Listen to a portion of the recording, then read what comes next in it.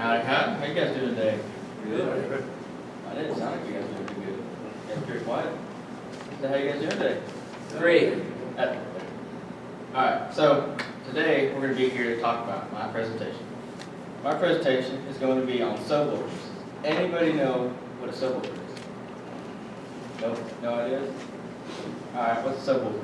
It's it plays lower and higher frequency sounds than regular speakers. That about sums it up. Does anybody know what a speaker is? Because to know about subwoofers, they're a type of speaker, so we're going to be talking a little bit about what speakers are. Alright. Makes noise Yeah. You know how it makes noise? with air vibrations. Yeah, that's about right. Alright, well, let's get in here. So our first bit is going to be, what is a subwoofer?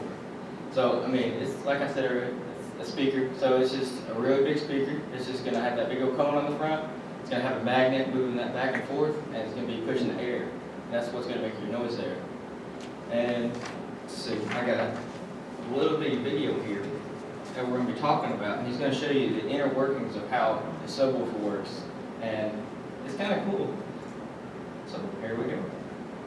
Hey everyone, Mark here with Car Audio Fabrication, the show where together we learn how to master car audio and how to design, build, and install a car audio system that not only looks amazing, but sounds amazing as well. Here on this channel, I do car audio builds and reviews and tutorials like this video, so if you are new here, I would love to have you as a subscriber. Now before we dive in, I want to take a quick second to say thank you to Rockford Fosgate. These guys were super cool. I reached out to them and asked them if they could help me out. They're actually letting me borrow this unique cutaway model where we can see all of the inside design of one of their P3 12-inch subwoofers. It was super cool of them to let me borrow this for this video, so if you could do me a favor and show them support and check out their product line and see what you think, I'd really appreciate it. I'll put a link to their main website down in the video description. What's going to be awesome is since I have this to actually show you guys a real-life version of each of these different components, I can also talk about how some manufacturers will change the design and make it unique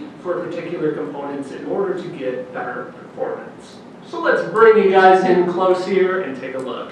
Now one more thing that I want to mention really quickly, all of the different components I'm going to be talking about also relate to speakers, but I'm just going to say subwoofer throughout this video. So the first main component that we need to know about is the basket. And the basket basically serves as a skeleton or the main body of the subwoofer because it holds all of the other components together. Now a lot of times we'll see cast baskets or we'll see stamped baskets, and in this case, Rockford Fosgate actually advertises this as being a hybrid basket. It's a combination of a stamped basket and a cast basket, so it kind of gives you the best of both worlds. It's super strong so that you don't have any unwanted resonance within the subwoofer, but it is also super light, so the subwoofer isn't overly heavy. Now also a lot of times with the basket, what we'll actually see in this location.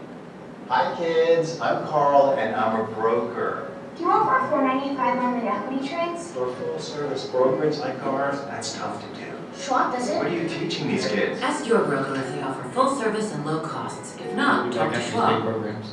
Is venting, which allows air to come in and cool the voice coil while the subwoofer is operating. Not only will all the components be mounted to the basket, a lot of times your speaker leads will also be secured to the basket. If we flip the subwoofer on its side here, something else that's unique about this particular basket is it has Rockford Fosgate's Flex Fit, which as you can see the holes here, it's not your standard 8 or 10 holes like you would normally have. There's actually these slots, and the advantage in that case is if you did happen to mount your holes slightly off and you want to make sure that the logo was lined up nicely within the install, you have a little bit more flexibility. I know there's a lot of guys out there that sometimes have problems when they put their subwoofer into their box and then they take it out a few times and the holes that you're actually using with the screws become degraded, so you have to make new screw holes. This particular design is nice for that because you can easily add new screw locations. So just a unique design characteristic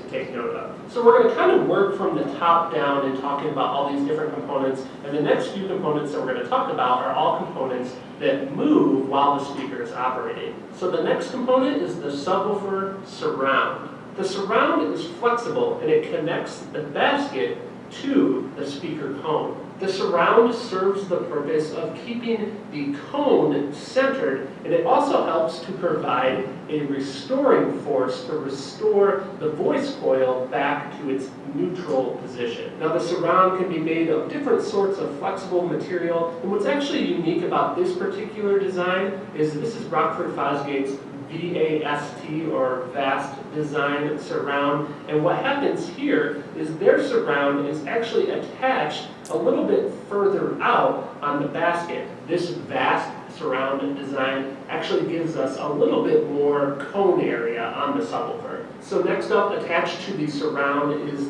the cone. Now the cone is oftentimes also called the diaphragm, and this is what's actually going to move back and forth and excite the air and create sound. Now the material that is used for the cone varies widely, and that can have an impact on sound, as well as the shape of the cone. You can see that the cone on this particular subwoofer is pretty unique. Instead of having a traditional speaker style dust cap, you can see that the cone actually continues all the way to the center of the subwoofer. The material and shape that is used for the cone can actually have an impact on the tonality of the subwoofer. Now I briefly touched on this already. This is the dust cap. And the dust cap, as you would imagine, prevents dust from getting inside the voice coil, which we'll be talking about in a second. And the voice coil is basically the inner workings of the subwoofer, so we definitely don't want dust within that particular spot on the subwoofer, as it could cause issues. So we'll flip the subwoofer back on its side again here. At the bottom of the cone, we are attached to this red thing here, which is called the spider. So what the spider does is it's attached to the cone up top, and down here at the bottom, this is the voice coil, which it's also attached to. The spider helps to control the down and up movement of the cone assembly. It also keeps the voice coil centered within the magnetic gap. In other words, it's not going to let it move anywhere side to side. Now, as you can see from the side here, the spider also serves the function of not letting any foreign particles come from this area into the voice coil area. Now, there's different spider designs, and you can see in this case we actually have two spiders, and in this case we also have what's called stitched leads. I'll touch on that in a second, but the spider can also be made from different materials because you want to make sure that over time that the spider isn't going to ever sag. So it's important that the spider is made of high quality materials. Now back to the tinsel leads here. These are actually connected to the speaker terminals, which is obviously where you connect your speaker wire when you're connecting the subwoofer. And in this case, they are actually stitched on the inside of the spider. Now the reason for this is sometimes the tinsel leads will actually be up above the spider, and what can happen is if you're using a subwoofer that really moves quite a lot and you're pushing it hard, those tinsel leads can actually slap against the bottom of the cone, and they can literally make a noise. But in this case, since the tinsel leads are stitched between these two spiders, they can't create any sort of noise. Now, as I mentioned, the tinsel leads are connected to the speaker terminals themselves, and this is just a case of preference, but for me, I like the push. Since 1931, DeVry University has challenged our students to turn problems into opportunities. Style terminals a lot better, where you just push them, insert the wire, and then it's connected. You don't have to mess around with any crimp-on style connections. So the majority of the components I've talked about so far are part of the suspension system, which again, its main purpose is just to keep the voice coil centered within the magnetic gap. The next components I'm going to be talking about are part of the motor system, and these are basically the heart behind the subwoofer. These are what are actually going to provide the force to move all of the components that are part of the suspension system. So the 5 components that we're going to talk about here are the voice coil itself, the magnet, the top plate, the back plate, and then the pole piece which goes up inside of the voice coil. So first off here, we have the voice coil, and the voice coil is probably actually one of the most important parts of the subwoofer. The voice coil is a bunch of wire wound around a cylinder of material. It consists of two different parts, the wire itself and then what's called the former, which is the technical name for that cylinder. When electricity flows through the voice coil, it creates a magnetic field that pushes and pulls against the magnet. And by altering that current back and forth, the coil and cone move back and forth, creating acoustical energy. Now there's different types of voice coil design, and they're defined based on how this top plate lines up with the voice coil. In this case, this is what's considered an overhung design. You can see that the top plate is smaller than the length of the voice coil itself. So there's other variables that we can change for the design of the voice coil. If we change the size of the wire for the voice coil, we change how much power this subwoofer can handle. Also, we can change the former, which again is that cylinder that all this wire is wrapped around. We can change the material that that is made out of. And in this case, it's made out of an anodized aluminum, which helps aid in the rapid cooling of the voice coil. The voice coil is held together by adhesive, so it's really critical that it doesn't get too hot, because if it does, we can actually damage that adhesive and the wire can start to unwind. Next up here, we have the magnet itself, and many people will judge a subwoofer based purely on the size of the magnet. It's important not to do that, because magnet technology can also vary quite a bit. The magnet is connected to the top plate and the back plate. The top plate will help direct the magnetic flux close to the voice coil, so when we do run an alternating current through that voice coil, we'll get movement. So it's important to remember that the voice coil has a constantly changing magnetic field that's based on the frequency that our amplifier is sending to this subwoofer, and the magnet has a constant magnetic field. Finally, the back plate here is connected to the pole piece, which helps to direct the magnetic flux up inside of the voice coil as well. Also, on this application, we have a rubber boot around the magnet, and the rubber boot is for cosmetic purposes. It just gives the speaker a much more finished, overall appealing look. So with a full understanding of all the different components within a subwoofer, you're now better prepared to make a great decision when it comes to selecting a subwoofer in the future. Now, if you... All right, so did everyone learn anything from that? Maybe a little bit? I mean, they're pretty cool to look at least, right? Alright, so I got up here a little diagram of what he was talking about right there. So, basically, it's just that the little metal wires are just going to be turned on and off, and they're going to make that electromagnetic field, and it's just going to be sitting there going up and down. And that works for any speaker. It doesn't have to be a subwoofer. It could be a tweeter, a woofer, a sub, anything. Any speaker, that's how they all work. It's just the subwoofers are going to be a lot bigger than all the other ones. And they could be made out of all kinds of different things. They could be subwoofers as big as these chairs here. There'd be subwoofers as like small as your hand.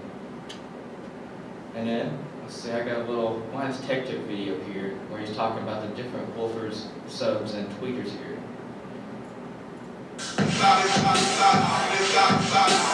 Oh, hi there. I was just testing out my new speaker setup, complete with tweeters, woofers, and subwoofers. What's that? You want to know what those things are? Well, then I guess you came to the right place. Speakers of all kinds convert an electrical signal into sound waves, allowing us to listen to music and other sounds from a recording or a live broadcast. Now, sound has an extremely wide frequency range overall, much of which is actually inaudible to humans. So it's not really fair to expect that one type of speaker should be able to produce sounds at reasonable listening volumes over the entirety of that range. That is where tweeters, woofers, and subwoofers come in. And yes, before you comment down below about how I suppose aren't the only three types of speakers, you completely missed rotary subwoofers and speaker type XYZ. I know that they're not the only three types of speakers available, but they are three of the most common types, and they're what we'll be focusing on today, Smarty Pants. So let's start with the highs, tweeters. Typically, tweeters cover the 2,000 to 20,000 hertz frequency range,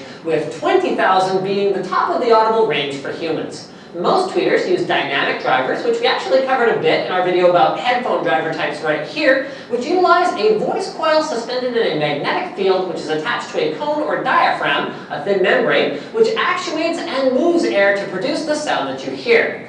But how do we determine what is and isn't a tweeter then? The answer is actually pretty simple. Size. To produce a high frequency noise, the speaker must move extremely quickly, and a small speaker is much easier to vibrate fast enough to produce those higher frequencies than a large speaker. And though there isn't a specific size that quantifies a speaker as a tweeter, tweeters are usually going to be the smallest speaker on a particular audio setup. But luckily for all you bass heads out there, not every speaker is a tiny little tweeter. Woofers are broad spectrum, lowish frequency speakers with a typical range of 20 to 2,000 hertz. Interestingly enough, they were actually named woofers because their deep, heavy sounds can be reminiscent of the woof of a barking dog. Like tweeters, most woofers use a dynamic driver, but unlike tweeters, woofers are almost always enclosed in an external housing. Enclosures increase sound clarity and reduce distortion by preventing sound waves created at different locations from crossing and ensuring that the woofers can always receive the right amount of air for all the movement they need to do, usually a couple of strategically placed holes. While woofers can produce sound at a fairly wide range of frequencies, they are a bit of a jack of all frequencies, master of none, so to speak, especially at the maximum and minimum of their range. So anything at or above 2,000 hertz is best left to the tweeters, and the really low stuff is best left to our last speaker type, the subwoofer. The name is pretty self-explanatory. They are sub or below a woofer. And the typical frequency range of a subwoofer is 20 to 200 hertz, making it a perfect organ shaker for a variety of purposes, from raging parties to casual drives to work in your Alpine Sponsored 98 Civic. Of course, not every application of subwoofers is ridiculous. When they're not configured to overpower everything else, they are an essential component of a well-balanced speaker system that adds impact and depth to the explosions in your movies and the bass in your music. In a home theater, the subwoofer is usually situated in its own separate enclosure, and because it's designed to move large amounts of air with strong, slow, accurate vibrations, it usually uses its own power source to maintain a reasonable listening volume while doing so. So there you have it. Why do we need different types of speakers? Well, because with only one type, we would be limiting our ability to represent the full range of human hearing accurately, making for a much less satisfying experience for audio enthusiasts everywhere. And speak. Did anybody get anything from that one either? No? Alright. Well, that's basically just telling you about how, like I was telling you, the little tweeters, they move real fast. You got one of these speakers just to get that high-pitched voice, and then you get the woofers, you get that middle voice, and you got the subwoofers to get that nice low rumble that's going to make you like fall down everything else. You know, every time you're sitting at a red light, you just, what's that vibration? You look back and you got like a little sip going on back there. You see the windows rattling off, everything's falling off his car. That's a subwoofer. Alright. So, has anybody heard of any of the different boxes that you can put the speakers in? What kind of boxes have you ever heard of? Boarded and sealed. Invented. Yeah.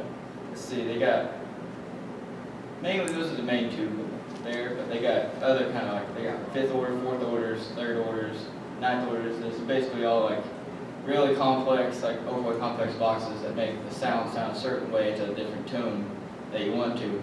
Because if you have a subwoofer, the difference between a subwoofer and a woofer is that usually a subwoofer, you're going to want to tune the box, the air in the box, to your speaker, that way you get the maximum output.